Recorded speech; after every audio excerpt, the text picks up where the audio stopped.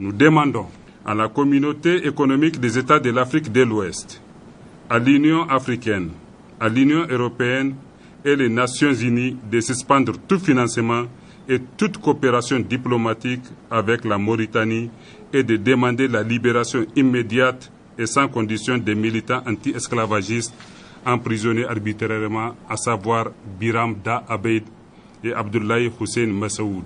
Visiblement, cet appel lancé à Niamey le 20 décembre dernier par les participants au colloque international sur l'esclavage dans l'espace sahélo-saharien est attendu par les autorités mauritaniennes. Les 2 militants anti-esclavagistes ont été libérés à la grande satisfaction des signataires. Ils ont été libérés à 1h du matin. Ils auraient gagné leur famille.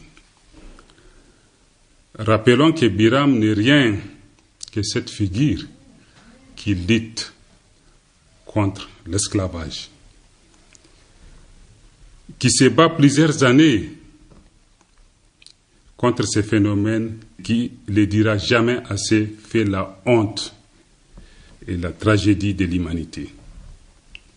Ces grands militants pour la restauration de la dignité humaine, la protection et la promotion des droits et libertés fondamentales est persécuté plusieurs fois en Mauritanie, pays réputé esclavagiste.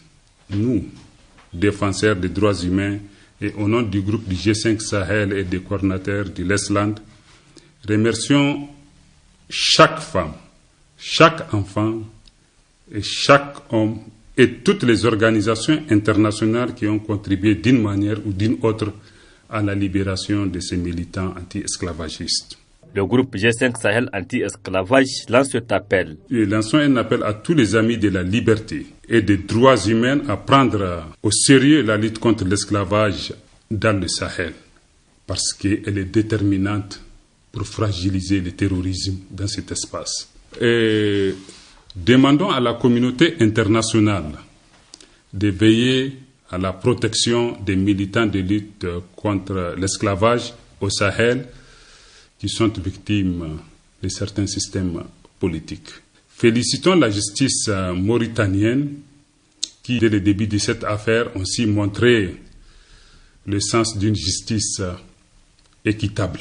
Biram Da Abeid a été élu député pendant qu'il était en prison et annonce en même temps qu'il sera candidat à la prochaine élection présidentielle en Mauritanie.